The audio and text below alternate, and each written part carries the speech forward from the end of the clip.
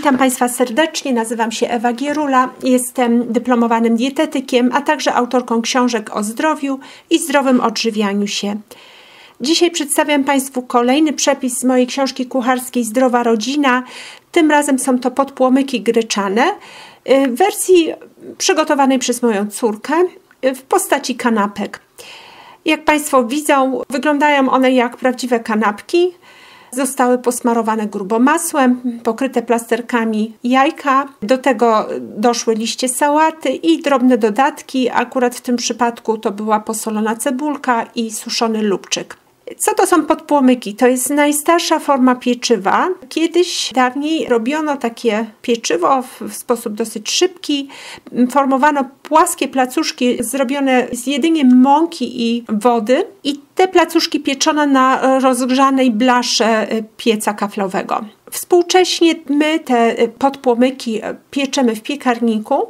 Robi się to dosyć szybko i zazwyczaj robimy je na zapas, mrozimy, przechowujemy w zamrażarce po to, aby później wyciągnąć sobie odpowiednią ilość i rozmrozić bądź wręcz odgrzać na termoobiegu w piekarniku. Podpłomyki generalnie, czy to z gryki, czy z jakiegoś zboża, cieszą się bardzo dużą popularnością wśród dzieci z tego względu, że są chrupiące, są, myślę, nawet bardziej atrakcyjne niż chleb. I tutaj w związku z tym podpłomyki w wersji gryczanej są ratunkiem dla dzieci, które pozostają na diecie bezzbożowej ze względu na terapię, bo mają jakieś problemy zdrowotne, przez które nie mogą spożywać zwykłych zbóż i które wciąż są uzależnione od chleba, to znaczy dopiero co weszły w tą dietę, tęsknią za chlebem, bo dotychczas chleb był ich pożywieniem powszednim. I to jest normalne zjawisko. Na początku takiej diety drastycznie szuka się zastępstwa chleba, czegoś co przypomina chleb, kanapki. Więc aby przetrwać jakoś ten okres taki, mówię, przejściowy, bo potem powoli to takie łaknienie na chleb, uzależnienie wręcz od pieczywa ustępuje wraz ze zmianą smaków, zmianą potrzeb metabolicznych organizmu, w ogóle zmianą reakcji organizmu na pokarm. Więc to jest okres przejściowy i aby w miarę przejść go lekko, wręcz w atrakcyjny sposób, możemy właśnie wymyślać coś, co przypomina dawne pieczywo i w tej roli bardzo dobrze spełniają się podpłomyki gryczane. No i tak jak właśnie na zdjęciu widać, mogą one przybrać formę, wygląd wręcz prawdziwych kanapek, a do tego być atrakcyjnie chrupiące. Więc myślę, że dzieci mogą być z tego zadowolone. Tutaj, jeżeli już robimy takie kanapki, pamiętajmy o tym, żeby tego masła było bardzo dużo, dobrej jakości masła. Oczywiście, jeżeli tylko masło smakuje dziecku, a zazwyczaj smakuje, i aby były różne dodatki. To jajko, ten element białkowy może być lub nie, to zależy od tego, czy dziecko sobie życzy. W zasadzie o dodatkach decyduje dziecko. I też można z tego zrobić zabawę, te dodatki porozstawiać na stole, zrobić taki mini szwedzki stół z samą obsługą. I niech dziecko samo sobie smaruje te podpłomyki. Jeżeli jest maleńkie, to oczywiście pomagamy mu w tym, ale wdrażamy dziecko w przygotowywanie takich kanapek. Dodajemy różne dodatki i oprócz tych głównych dodatków, które widać na zdjęciu, bardzo ważne, aby dodać takie drobne, niewidoczne dodatki, odpowiedniki suplementów diety, gdyż one wnoszą nam dodatkową wartość odżywczą, dodatkowe substancje odżywcze, które są bardzo ważne dla uregulowania funkcjonowania organizmu, tym bardziej gdy chcemy dziecko wydobyć z jakiegoś schorzenia, z jakichś problemów zdrowotnych. I tymi dodatkami będzie dobrej jakości sól, nieważona, kamienna, bez antyzbrylacza, niejodowana, tak jak ją natura stworzyła, i taką solą na pewno będzie sól kłodawska, z tym, że pamiętajmy, podpłomyki w sobie już zawierają sporo soli, więc tutaj, żeby nie przesadzać z tą solą, zostawiamy to do decyzji dziecka. Do tego dobrze jest dodać odrobinę pieprzu, może być to pieprz niekoniecznie czarny, może być to pieprz czerwony, zielony, biały. Tutaj robimy z tego atrakcję, niech dziecko wybiera. Do tego jakieś ziółka suszone w rotacji, to może być dowolne zioło, to może być tymianek, to może być właśnie suszony lubczyk, majeranek, suszona pokrzywa, suszony rozmaryn, cokolwiek w bardzo małej ilości, tak żeby to nie zaważyło na smaku, bo rzeczywiście dzieci są bardzo wrażliwe na takie już małe ilości substancji, których my nie wyczuwamy. Chodzi tutaj o to, żeby przez przypadek nie zniechęcić, jeżeli przedobrzymy z tą substancją, z takim drobnym dodatkiem. Natomiast gdy dodajemy go w bardzo małej, pozornie niewyczuwalnej ilości, wpływa on na ostateczny smak całości w bardzo korzystny sposób i oczywiście również ułatwia trawienie, a tym samym przyswajanie substancji odżywczych z całego posiłku. Także te drobne dodatki mają znaczenie. I tutaj jeszcze bym dodała jakąś zieleninę, czyli jakieś świeże zioła, cokolwiek, czy to natkę pietruszki, czy koperek, czy szczypiorek, listki bazylii, jeżeli akurat jest sezon, cokolwiek, co mamy pod ręką, oprócz tych suszonych ziół, dlatego że zioła suszone działają inaczej, a zioła świeże inaczej. Gryka jest dosyć szczególnym pokarmem i chciałabym troszeczkę rozszerzyć ten temat, dlatego że pozornie wydaje nam się, że jest zbożem, bo wygląda tak jak każdy inny rodzaj ziarna. Natomiast ona w klasyfikacji biologicznej nie jest zbożem. Należy do roślin dwuliściennych z rodziny rdestowatych, natomiast zboża to są trawy, rośliny jednoliścienne z rodziny wiechlinowatych. I teraz zboża z kolei, tak dla tych z Państwa, którzy dopiero wchodzą w temat diety, no tutaj mamy cały wachlarz różnych kasz, różnych zbóż, z których robi się mąkę i będzie to oprócz najpopularniejszej pszenicy również żyto, owiec, jęczmień. To są zboża glutenowe, a także zboża bezglutenowe, czyli ryż, proso, kukurydza. Więc ta cała grupa roślin to są zboża, czyli trawy, czyli rośliny jednoliścienne należące do rodzin wiechlinowatych. A gryka należy zupełnie do innej grupy. I co ma wspólnego gryka ze zbożami? To przede wszystkim, że ma podobną postać. Druga rzecz, ma sporo skrobi i w związku z tym stanowi pokarm wysokowęglowodanowy.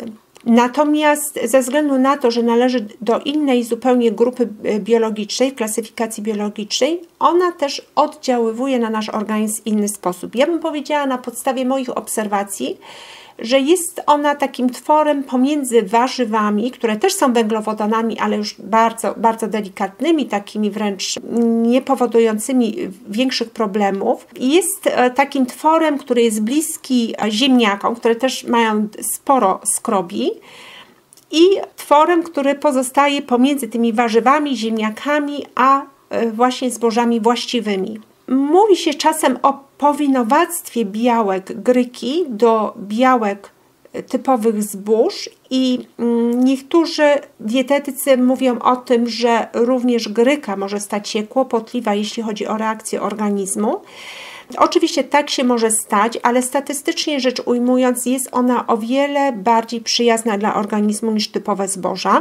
Można to zaobserwować na samym sobie, spożywając grykę albo spożywając inne dni zboża i zobaczyć, jak się czujemy po tym i tamtym pokarmie.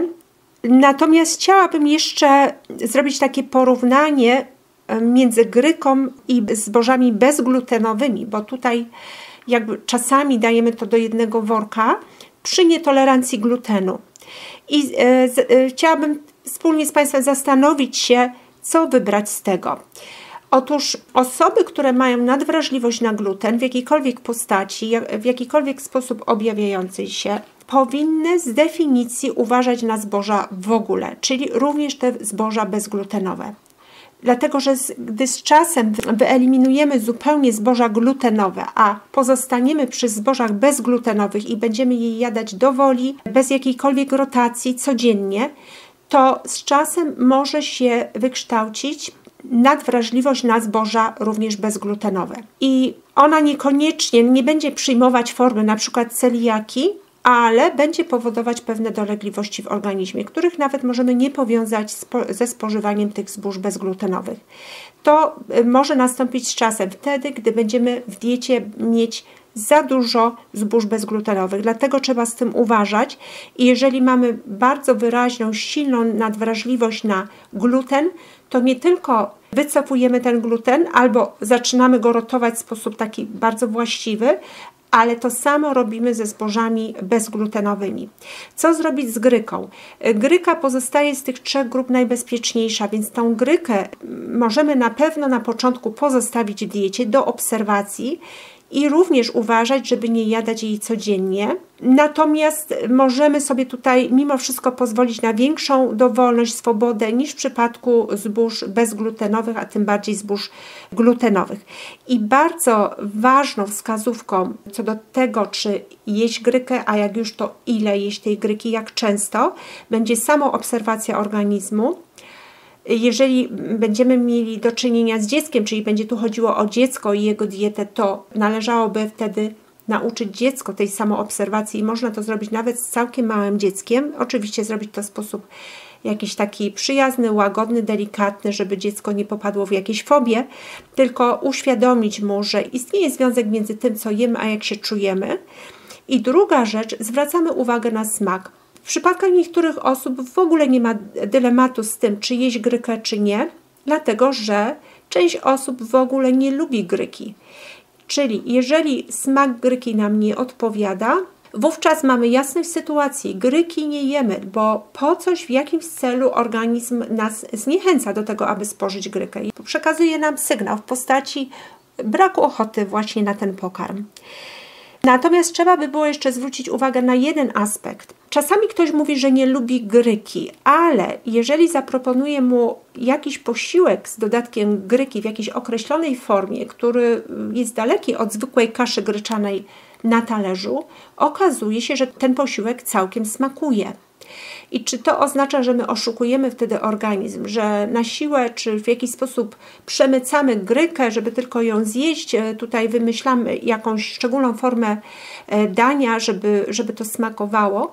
Myślę, że nie, dlatego że forma przygotowania posiłku z udziałem danego składnika wpływa na metabolizm tego składnika, dlatego że w skład posiłku oprócz danego składnika, w tym wypadku gryki, wchodzą różne inne składniki i w danej kombinacji i również jeżeli ten posiłek jest przygotowany w określony sposób, czyli jest gotowany, pieczony, nie wiem co jeszcze może być, kiszony czy cokolwiek innego, to wpłynie na ostateczną postać biochemiczną pokarmu i na jego smak. I jeżeli ten smak będzie nam zdecydowanie odpowiadał, pomimo że w podstawowej wersji danego składnika, w tym wypadku gryki, nie lubimy, to znaczy, że ten posiłek prawdopodobnie będzie nam służył i wtedy swobodnie można go wpleść w dietę. Dlatego zanim zdecydujemy, mówię tutaj do osób, które wiedzą, zakładają, że nie lubią gryki i zanim Państwo zupełnie tą grykę odrzucą, proponowałabym wypróbować różnego rodzaju posiłki z udziałem gryki, które proponuję w mojej książce kucharskiej. I teraz tak, jak można z tego skorzystać? W książce kucharskiej na stronie 503 mamy indeks rozmaitych posiłków, głównie w postaci wypieków czy placków, jakichś pierogów, właśnie z udziałem gryki. I tutaj dla przykładu wymienię, począwszy od zwykłego pieczywa robionego na bazie mąki gryczanej, czyli w postaci bułek, chleba, w różnej postaci, bo może być to chleb w postaci kanapek, mogą być to grzanki z takiego chleba gryczanego.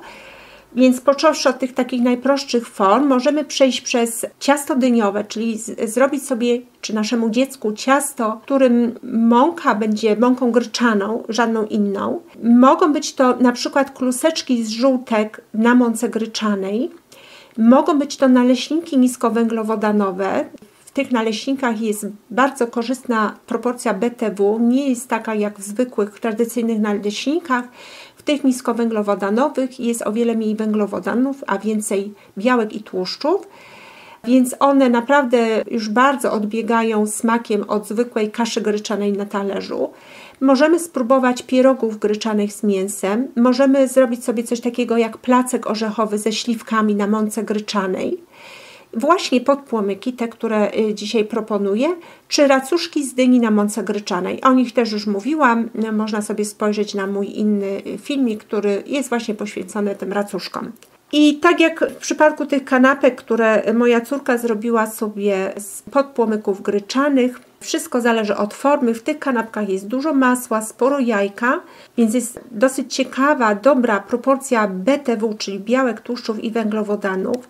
I w związku z tym takie kanapki, gdzie w zasadzie można powiedzieć, że to są jajka z masłem, z dodatkiem gryki, a nie podpłomyki gryczane z jajkiem, w takiej proporcji BTW, raz, że smak będzie zupełnie inny całości niż zwyczajna kasza gryczana na talerzu i dwa, że organizm będzie to inaczej trawił, inaczej przyjmował. I już tak na koniec, jaką kaszę gryczaną wybieramy, bo w zasadzie tą grykę spożywamy czy kupujemy w postaci kaszy gryczanej. Proponuję nie kupować gotowych mąk, dlatego że mąki są bardzo nietrwałe i raczej przygotowywać sobie mąkę z kaszy gryczanej w domu. Mieć odpowiedni młynek i na bieżąco, to nie zabiera dużo czasu, na bieżąco mielić tyle tej mąki, ile jest potrzebne w danej chwili. Więc jaką kaszę gryczaną kupujemy? Przede wszystkim ekologiczną, czyli nieobciążoną pestycydami, i kaszę gryczaną niepaloną, czyli tą w takiej postaci mniej przetworzonej. Im mniej przetworzona, tym większą ma wartość odżywczą i o to nam chodzi. Książkę kucharską Zdrowa Rodzina można nabyć na stronie internetowej Zdrowe Dzieci, Zdrowa Rodzina. Link podaję w opisie pod tą audycją. To wszystko na dzisiaj. Dziękuję za uwagę. Mam nadzieję, że ten film, ta audycja w zasadzie okaże się przydatna. Jeżeli Państwo będą mieli jakiekolwiek wątpliwości, pytania, proszę o zadawanie tych pytań w obszarze komentarzy pod tą audycją. Ja chętnie na każde z nich odpowiem w miarę moich możliwości.